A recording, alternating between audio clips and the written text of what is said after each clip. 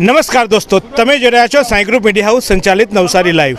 હું આજે તમને એક એવા સંઘ સાથે મળવા જઈ રહ્યો છું, પણ એ સંઘ પહેલાં એક કહેવત છે આપણી ગુજરાતીમાં કે બાવા બને તો હિન્દી બોલના પડેગા। આજે હું હિન્દી બોલું। हाँ, आज हिंदी એટલા માટે બોલીશ કે હું વાત કરવા જઈ રહ્યો છું નવસારીનું સૌથી મોટું ભાષાભાષીનું જે એસોસિએશન છે, એટલે કે જે સંઘ છે એ હિન્દી ભાષી મહાસંઘ। હા, હિન્દી ભાષી મહાસંઘના આપ જે ચહેરા જોઈ રહ્યા છો એ હિન્દી ભાષી મહાસંઘના ચહેરાઓ છે। અહીંયા કોઈ પ્રદેશવાદ નથી, અહીંયા કોઈ ધર્મવાદ નથી, અહીંયા કોઈ જાતિવાદ નથી, પણ અહીંયા છે એક ભાષાવાદ। હા, મારું હિન્દી મારું ગૌરવ। અને આ હિન્દીની વાત કરવા માટે એક સંઘ બન્યો છે, અને એ સંઘ જ્યારે બન્યો તો ત્યારે જ એને નામ આપવામાં આવ્યું હતું હિન્દી ભાષી મહાસંઘ। અને આજે ખરેખર આ મહાસંઘ બન્યું છે।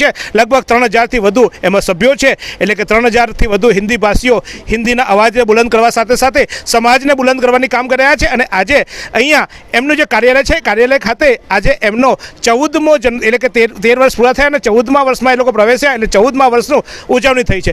હિન્દી ભાષી મહાસંઘ છે એટલે હિન્દીમાં વાત કરવી પડે, અને ચોક્કસ એ લોકો બધા ગુજરાતી બોલી શકે એમ છે, બોલાવી શકે એમ છે, પણ આજે એ સંઘનું નામ હિન્દી ભાષી છે तो ચોક્કસ हिंदी में बात करेंगे।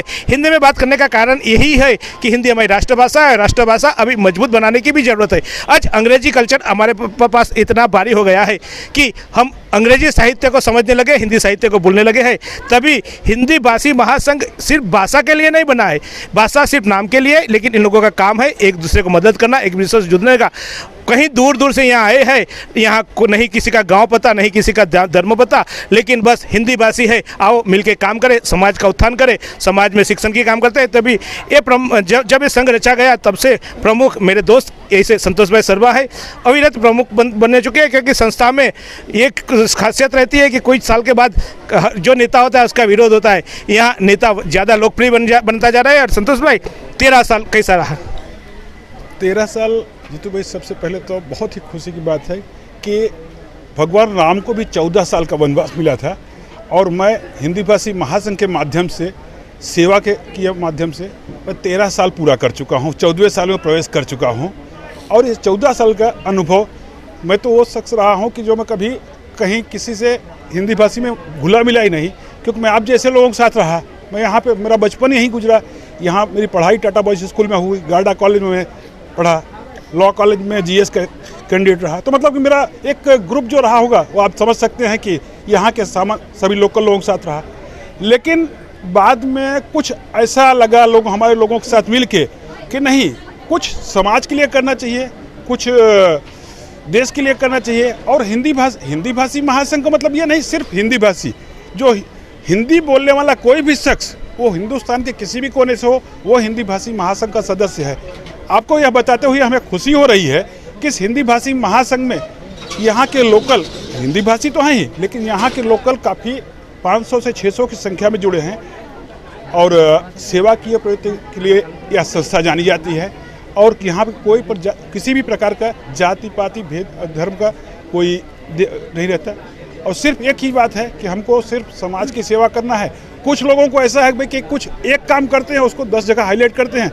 आप हमें अच्छी तरह से जानते हैं कि हमारे अंदर या हमारी संस्था के अंदर ये कोई बात नहीं कि हम लोग जहाँ तक होता है भाई इस काम से दान करो और इस हाथ से दान करो और दूसरे हाथ को भी पता न चले। हिंदी भाषी महासंघ का मूल मंत्र यही रहा है शुरू से। और कभी भी किसी भी हिंदी भाषी नहीं, किसी हमारा जो पूरा दोस्त मित्र मंडल है वो यहाँ के टोटल लोकल हैं, गुजराती हैं। और हमें कोई तकलीफ होती तो वो हमारे लिए आधी रात को खड़े रहते हैं। तो स्वाभाविक दोस्ती का मतलब तो यही है कि भाई अगर आप हमारे लिए है तो मुझे भी आपके लिए रहना है और समाज के लिए भी रहना है। और आप सबका साथ सहकार इतना अच्छा मिला है कि बड़े से बड़े काम जिसको मतलब सोच के आदमी सोचता है अरे राम ये तो इतना बड़ा यार तकलीफ है, इसमें कैसे निकला जाएगा। लेकिन हमारे मित्र मंडल की वजह से, हमारे दोस्तों की वजह से ऐसे बड़ी बड़ी मुसीबतों से भी हम ऐसे सहलाई से निकल जाते हैं कि हमको मालूम ही नहीं पड़ता कि इस मुसीबत से मैं निकल गया हूँ।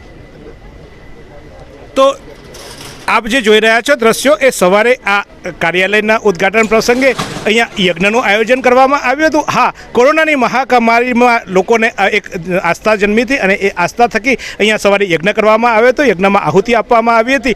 આદિ વ્યાધિ ઉપાધિનું હરણ થાય અને સાથે સાથે અહીંયા જે અમારા સંઘમાં જોડાયેલા છે બધાનું આત્માનું કલ્યાણ થાય, જે મૃતક થયા છે તેના આત્માનું કલ્યાણ થાય, જે જીવિત છે એમનો આત્મા શુદ્ધ થાય અને તેઓ સારા કામ કરે એવી ભાવના સાથે આ સંઘની રચના થઈ હતી। અને એ સંઘની આજે પૂજા અર્ચનાના આપ દ્રશ્યો જોઈ રહ્યા છો। પૂજા અર્ચના મહાયજ્ઞનું આયોજન કરવામાં આવ્યું, મહાપ્રસાદનું આયોજન પણ કરવામાં આવ્યું છે.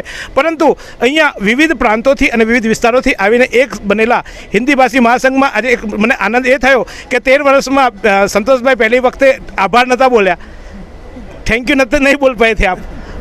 आज अच्छा बोल देते हो. 13 साल में मैंने इतनी प्रैक्टिस आपसे करवा दी, उसका करवाए. लेकिन बहुत जो तोल मोल के बोलने वाले बिलीमोरा के अमर पांडे भी यहाँ उपस्थित है. पांडे जी, क्या बधाई दोगे 13 साल की, क्या रहा सफ़र? आप तो बिलीमोरा में नेतृत्व कर रहे हो, यहाँ नेतृत्व का मौका. मैं सर हिंदी भाषी महासंघ को जहाँ तक जानता हूँ, एक शब्द में बोलूँगा, हम खुद अपने रहनुमा हैं, कोई रहनुमा नहीं. वो हमें क्या राह दिखाएंगे जिनका खुद का पता नहीं. तो हिंदी भाषी महासंघ जब शुरू हुआ, संघर्ष किया, 1 आदमी 2 आदमी 4 आदमी, हम तो अकेले ही चले थे जानिबे मंजिल, मगर लोग आते गए, कारवां बनता गया. आज मैं कारवां देखकर बहुत ही खुश हूँ और बधाई देता हूँ संतोष भाई को, नीलेश भाई को और सब भाइयों को. और इतनी उम्मीद है सिर्फ कि ये जो कारवां चल पड़ा है, इसको सही अर्थ में हम महासंघ बनाएं. यहाँ से नवसारी से जो पब्लिक खड़ी हो तो बिल्लीमोरा तक हो जाए, इतनी बड़ी लाइन होनी चाहिए. Thank you very much.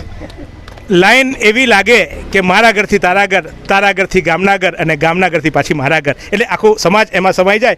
लेकिन यहाँ सूरत से भी कई मेहमान आए हैं. सूरत बड़ा नगर है. ओम प्रकाश जी, आपके यहाँ तो बहुत बड़ी बस्ती होगी, लेकिन ऐसा एसोसिएशन नहीं है. यहाँ एसोसिएशन देख के कैसा फील हो रहा है? बहुत बढ़िया लगता है मेरे को. ये यहाँ की संस्था मेरे को देख करके बहुत सुंदर लगता है. जितना मिलकर सब लोग रहते हैं, वैसा मिलाप सूरत में नहीं है. यहाँ मेरे को बहुत सुंदरता लगती है, मिलने में भी बढ़िया लगता है. जी नमस्कार. હિન્દી ભાષી આવે એટલે આપણને ઉત્તર પ્રદેશ આવે, ને ઉત્તર પ્રદેશ યાદ આવે એટલે આપણને અયોધ્યા યાદ આવે, ને અયોધ્યા યાદ આવે એટલે પરિવાર યાદ આવે, રામ અને લક્ષ્મણની જોડી યાદ આવે, ભરત અને શત્રુઘ્નનો ત્યાગ યાદ આવે. તો એવો જ એક જોડી અહીંયા રામ અને લક્ષ્મણની છે નવસારીમાં પણ. એને એટલે જ કદાચ આ સંઘ રામ રાજ્ય અહીંયા સ્થાપીને તમે 14 વર્ષનો વનવાસ ભાઈએ યાદ કર્યો, 14 વર્ષનો વનવાસ નહીં પણ 14 વર્ષનું રાજ તમે ભોગવ્યું છે. આપણે અનેકવાર રાજ પણ ભોગવ્યું છે, સત્તા પણ ભોગવી છે, ભાઈએ સમાજ પર પણ સત્તા ભોગવી છે. આ રામ અને લક્ષ્મણની જોડી बहुत गर्व की बात है. हिंदी भाषी महासंघ का एक ही लक्ष्य है, सेवा सेवा सेवा.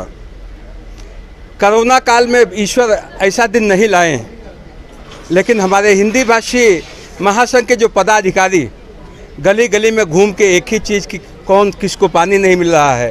प्रशासन ये सोच रहा था कि हम बाहर नहीं निकलने दें. प्रशासन की कोई गलत तो वो मंशा नहीं थी, लेकिन एक ही चीज़ था कि बाहर निकलेंगे तो कोरोना होगा और उसमें जान हानि होगी, इसलिए प्रशासन नहीं निकलने दे रहा था. लेकिन हमारी संस्था किसी भी विस्तार में जाके एक ही चीज़ की सेवा करना है. उनको पानी, दाना, खाना, दूध. छोटे छोटे बच्चे परेशान हो रहे थे, तो ईश्वर से इस अपने 14वें साल में हमारी संस्था एक ही प्रार्थना कर रही कि हे ईश्वर, ये कोरोना काल जो 2 साल 3 साल हिंदुस्तान की प्रजा या संसार जो परेशान हुआ है, वो वापस नहीं होए. इसी आशा के साथ धन्यवाद. भारत माता की जय. तो यहाँ आप देखो हिंदी भाषियों का कितना जज्बा है ना, यहाँ दिखता है. मेरे को तो हर दिन यही लगता है इनके गले मिलूं और इनका गला मैं बन जाऊं, तो इतना सुवर्ण श्रृंगार मुझे भी मिले. लेकिन प्यारेलाल, रामकृष्ण भाई, क्या संघ के बारे में बोलोगे? संघ धनवान हो गया है, लोग शक्ति से, धनवान हो गया है सेवा से, संघ धनवान हो गया है. आपने जो शिक्षण का महायाग करना था उसमें, क्या बोलोगे संघ के बारे में? मैं हमारे सभी हिंदी भाषी पदाधिकारियों के सामने मैं एक ही प्रश्न रखना चाहता हूँ. 2 कड़ी का एक गीत गाता हूँ, आप लोग बहुत गौर से सुनिएगा. इस पे जन्म जन्म का साथ हो हमारा तुम्हारा, तुम्हारा हमारा. जन्म जन्म का साथ हो हमारा तुम्हारा, तुम्हारा हमारा. जब जब जन्म मिलेगा सेवा ऐसे करेंगे, पकड़ो हाथ हमारा. जन्म जन्म का साथ हो हमारा तुम्हारा, हमारा तुम्हारा दो कदम मैं चलूं, 4 कदम तुम चलो और आओ गले मिले, ऐसी गले मिलने की बात ये संघ की हो रही है। भाई यहाँ पांडे जी, आप तो संघ के प्रवक्ता रहे हैं, संघ की अच्छी अच्छी बातें करते हैं। संघ में आप संघ बनाया है, एसोसिएशन होगा तो कुछ मनमेल भी हुआ होगा, कुछ मतभेद भी होगा, क्या माहौल था? क्योंकि आप प्रवक्ता हो तो मैं आपसे पूछ सकता हूँ। जीतू भाई, हमारे संघ में मतभेद कभी रहा ही नहीं। अभी आपने इशारा किया राम लक्ष्मण की जोड़ी, विमलेश भाई संतोष भाई की जोड़ी, यहाँ राम और हनुमान की भी जोड़ी है। तो हमारे समाज में कभी भी मतभेद रहा नहीं है। एक कुशल नेतृत्व के बैनर तले सभी लोग काम कर रहे हैं, कोई छोटा नहीं है, कोई बड़ा नहीं है, और एक कुशल नेतृत्व संतोष भाई का मिला है। सब एक बैनर के तले काम कर रहे हैं, खुशी खुशी से काम कर रहे हैं। और सिर्फ महासंघ, हिंदी भाषी महासंघ नहीं, सभी समाज के लिए हम लोग काम करने का एक कोशिश कर रहे हैं। यहाँ पर कोई भी कार्यक्रम होता है, जैसे कि स्कूलों में भी तेजस्वी विद्यार्थियों का सम्मान, तो हमने कभी ऐसा नहीं कहा है कि उत्तर भारतीय तेजस्वी विद्यार्थियों का, हमने लिस्ट मंगाई है कि विद्यालय के जो तेजस्वी विद्यार्थी हो उसमें सभी समाज आ जाता है। सिर्फ हिंदी भाषी राष्ट्रीयता का प्रतीक है, बट वो काम सभी समाज के लिए करता है। धन्यवाद जीतू भाई। તો નવસારી એવું કહેવાય છે કે પારસીઓનું નગર, અને પારસીઓ માટે એવું કહેવાય છે કે દૂધમાં જેમ સાકર ભરી ગઈ એમ પારસીઓ ભરી ગયા હતા. પરંતુ અહીંયા આ વાતને કદાચ આ હિન્દી ભાષી મહાસંઘને જોઈને કહેવું પડે કે કોઈપણ જગ્યા એવી નથી, કોઈપણ વ્યવસાય એવો નથી, કોઈપણ ક્ષેત્ર એવું નથી કે જ્યાં હિન્દી ભાષી અને ત્યાં ઉત્તર પ્રદેશ ઉત્તર ભારતના લોકો ના હોય. અને આજે કોઈપણ ફેક્ટરી જોઈ લો કે કોઈ નાની મસ્તી એક રેકડી જોઈ લો, તમારા ઘરનું શાકભાજીથી વાત કરો કે તમારા ઘરના કાપડની વાત કરો, હિન્દી ભાષી એટલે કે ઉત્તર ભારતનું ત્યાં પ્રભુત્વ છે. ત્યારે અહીંયા સુરતથી પણ રાકેશભાઈ આવ્યા છે. રાકેશભાઈ, સુરતમાં મેં જોયા છે, સુરત મેં બહુ કામ કર્યું છે, સુરતમાં તમારા નાના નાના નાના ग्रुपों, यहाँ क्या लग रहा है सब एक को देख के? यहाँ मुझे बहुत ही खुशी हो रही है, एक बहुत बढ़िया प्लेटफॉर्म है। हिंदी भाषी महासंघ को देख के, आज एकजुटता देख के, सेवा भाव देख के हमको बहुत ही प्रसन्नता हो रही है। हम भी प्रयासरत हैं कि सूरत में भी इतनी बड़ी संस्था और इतना बड़ा हम लोग प्रयास करके एक मंच पे सबको लाएं और ऐसी सेवा भाव से एक दूसरे को जोड़ें। और सबसे बड़ी चीज़ है कि एकता जो हमारी पहचान है, वो एक दूसरे को मिल के, एक दूसरे के हाथ पकड़ के हम आगे बढ़ते रहें और एकता बनाएं, यही हमारी शुभकामना है और ऐसी हमारी अपेक्षा है लोगों से। बहुत ही अच्छा लगा हमको यहाँ आके, और यहाँ जो हमें सम्मान मिला है उसके लिए मैं सबका आभारी हूँ। તો નાનો ભાઈ મોટા ભાઈને શીખવે, નવસારીએ ગૌરવ લેવું જોઈએ કે સુરતના હિન્દી ભાષીઓ શીખવાઈ જોયા છે કે અમે પણ એક થઈએ, અમે પણ નેક બનીએ, અમે પણ લોકસેવા કરીએ. અને આવી જ લોકસેવાની ધૂની દખાવીને હિન્દી ભાષી મહાસંઘ અત્યારે 13 વર્ષ પૂરા કર્યા છે. હવે આશા રાખું 14મા વર્ષમાં મેં કાયમ કહ્યું છું તેમ કે એક હિન્દી ભાષીઓને મને કાયમ એક મનકો ખૂટે છે, અને એ મનકો છે એ લોકોની મહિલા વિંગનો.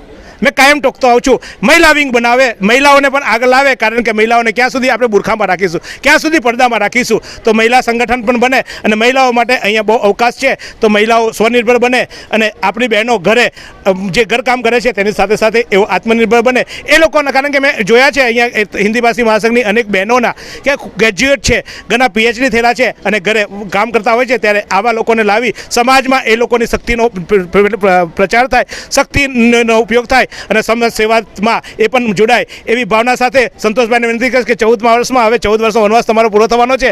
સેવાન્યાસ કહેવાય, આમ તો વનવાસ ના કહેવાય, પણ આપણો સેવાવાસ છે. આ સેવાવાસમાં હવે 14મા વર્ષનો સંકલ્પ કરો કે મહિલાઓ પણ, બહુ શિક્ષિત મહિલાઓ તમારા સમાજની છે, એ લોકો સમાજ માટે કંઈ કરે અને સમાજને ચોક્કસ એ આપે, એવી ભદ્ર ભાવના સાથે જોતા રહો. આ જ રીતે સમાજની વાતો, તમારી વાતો, મારી વાતો, તમારા ઘરની તકલીફો, મારા ઘરની તકલીફો, આપણા ઘરની તકલીફો દૂર કરવા માટે એક જ ઝઝુમતું માધ્યમ છે, અને એ માધ્યમ છે નવસારી લાઈવ. તો જોતા રહો નવસારી લાઈવને. નવસારીમાં રાહત દરે ઉત્તમ સારવાર મેળવવાનું સ્થળ એટલે Kejal life in multi speciality hospital, જ્યાં સામાન્ય OPD ઉપરાંત સર્જિકલ, બાળરોગ, સ્ત્રી રોગ, ઓર્થોપેડિક જેવા વિવિધ વિભાગોના નિષ્ણાંત તબીબો, અત્યાધુનિક સુવિધાઓ સાથેનું ICU તેમજ મા કાર્ડ અને આયુષ્માન કાર્ડ હેઠળ સારવાર ઉપલબ્ધ છે. તો આ હોસ્પિટલનું સરનામું નોંધી લો.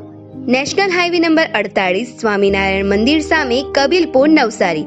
અને વધુ માહિતી માટે સ્ક્રીન પર દેખાતા નંબર પર સંપર્ક કરો.